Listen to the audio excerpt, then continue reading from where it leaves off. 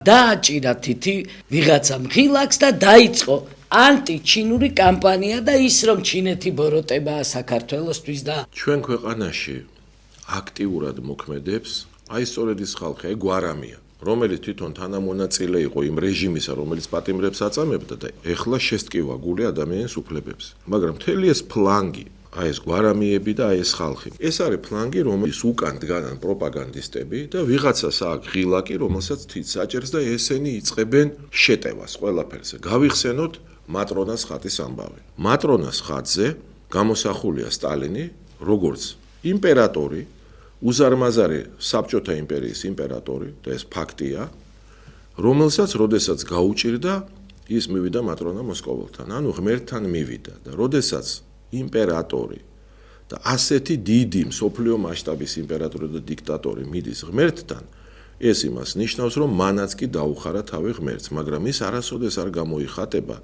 როგორც თავდახრილი ის უნდა იდგეს ამ პარტავნად და უკანა პლანზეა მატრონა. სად გინახავთ ასეთი ხატიო? აგერ ზუსტად ასეთი ხატია პილატე, საერთოდ სკამზეა დაბრძანებული, ტახტზე ბრძანდება პილატე და ქრისტე დგას მის უკან. წინა პლანზე პილატეა, რომელიც სკამზეა დაბრძანებული და უკანა პლანზე არის ქრისტე. მოგრძალებულად და თავდაბლურად დგას ქრისტე. ზუსტად ასეთი სცენა აქვს უბრალოდ სტალინი დგას წინა პლანზე. ზუსტად ისე როგორც იმპერატორი და მოგრძალებულად მატრონა ვერ დადიოდა, ფეხები მოკვეთილი ჰქონდა და ამიტომ ის ზის მის უკან, მაგრამ ფაქტობრივად იგივე სცენის გამეორება. მაგრამ ვიღაცას უნდოდა ამ ხატის შეურაცხყოფა, რომ ნატა ფერაძეს მიეღო სადღაც საზღვარგარეთ თავშესაფარი. ამიტომ დააჭირა ვიღაცამ ღილაკს და დაიწყო კამპანია ამ ხატის წინააღმდეგ, სრულად უსამართლო, ცრუ კამპანია და ბრალდებები და ის თავხედობა იმ დონეზე მივიდა, რომ იმასაც კი ამბობდნენ, მე მატრონა მოსკოველი საერთოდ წმინდანი არ არისო. ათონის თაზე მონასტერი არაა, სადაც მატრონას ხატი არაა და ამერიკის შეერთებულ შტატებში მართლმადიდებლური ტაძარი არ არის, ამერიკული ეკლესიის, არა რუსულის, სადაც არაა მატრონას ხატი. გასაგებია ეს ერთი სქემა. ზუსტად ასე ხდება ყველაფერი სხვა. დააჭერენ ღილაკს და გამოგვაცხადებენ მე და შენ რუსეთის აგენტებად. ახლა ღილაკია დაჭერილი, ქართული ოცნება დღე და ღამე ცხადდება რუსეთის აგენტად. ეს ესე ხდება. ახლა ვიღაცამ დააჭერა ღილაკს და ჩვენ გავიგეთ, რომ ყველა ამათი მედია საშუალება ლაპარაკობს, რომ ჩინეთი ეს ყოფილა კატასტროფა და უბედურება მსოფლიოსთვის და საქართველოსთვის. რომ ჩინეთის უკან თურმე ჩვენ ხედავთ კრემლს.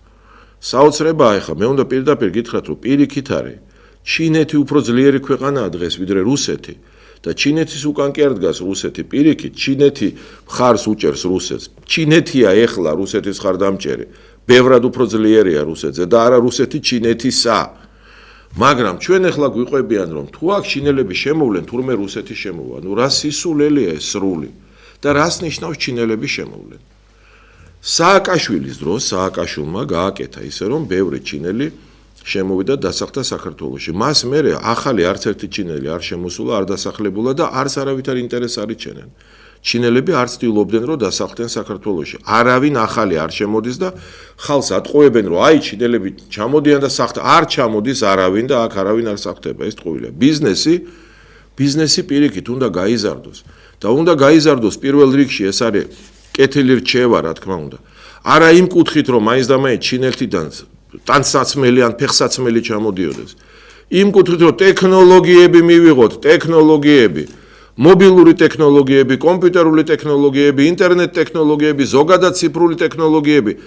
არავინ არ აკეთებს და სახელმწიფო არ უწყობს ხელს და არ მუშაობს იმაზე, რომ ჩინეთიდან ტექნოლოგიები შემოვიტანოთ და აქ გაჩნდეს პატარა კომპანიები, ტექნოლოგიური კომპანიები, რომლებიც იქიდან იღებენ ტექნოლოგიას და ახალ ქმნიან აქ.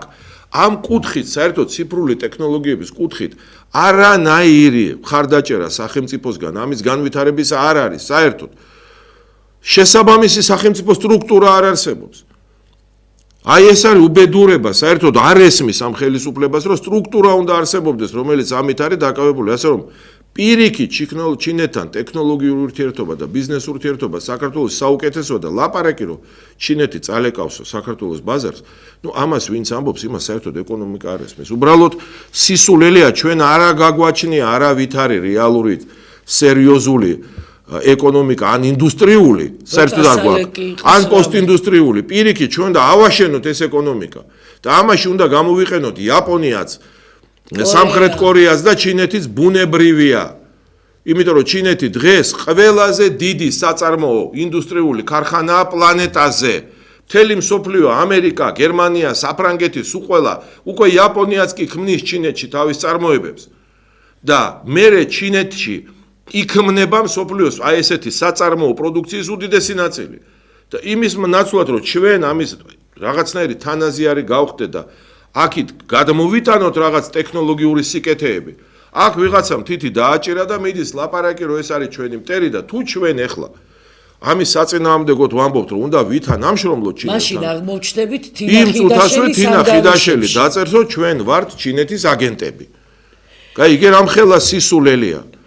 ჩვენი პოლიტიკა ძალიან მარტივი უნდა იყოს ჩინეთთან მიმართებაში. პირიქით მაქსიმალური ეკონომიკური თანამშრომლობა თუ შესაძლებელია სოციალური, მათ შორის სამეცნიერო ურთიერთობა, საგანმანათლებლო მაქსიმალური და პოლიტიკური ისედაც არ არის და ვერც იქნება სად ჩვენ ახლა სად ჩინეთი ვერანაირი პოლიტიკური რეალური გავლენა ჩინეთს საქართველოზე არ აქვს და ვერ ექნება და აი ესეთი პოზიცია უნდა გქონდეს ჩინეთთან დადებითი განწყობა ეკონომიკურად და სოციალური კუთხით, სამეცნიერო კუთხით, კულტურული კუთხით და არავითარ შემთხვევაში არ უნდა შეგვეშინდეს ამის თქმის და არ უნდა დავემორჩილოთ ამ იდიოტურ პროპაგანდას გვარამიების და მათი ძმების რომ ჩინეთი არის რაღაცა იმის უკან დგას კრემლი. ნუ სისულელე სრული. აი რა არის საინტერესო რომ გადავხედოთ ხა წეგან ტრამპზე ვსაუბრობდით ჩვენ როგორც ლიდერზე რომელიც არის არამხოლოდ სიტყვების ლიდერი, არამედ როგორც თავად აღნიშნავენ ამ სიტყვების აღმსრულებელი ლიდერი.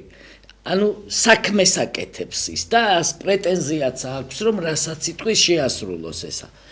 და ნახეთ თავად ტრამპის ადმინისტრაცია როგორ პოლიტიკას აგებს ჩინეთთან, ხო? ეს ხომ გამომდინარეობს სწორედ იმ ეკონომიკური ინტერესიდან, რა თქმა უნდა, ტრამპი და ამერიკის შეერთებული შტატები ძალიან ღრმად თანამშრომლობს ეკონომიკის სფეროში, კულტურულ სფეროში, სამეცნიერო, სოციალურ სფეროში ჩინეთთან.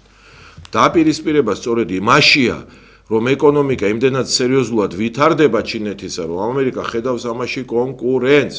აი ეს არის მთავარი და ჩვენ კიდე უნდა ვისარგებლოთ ამით.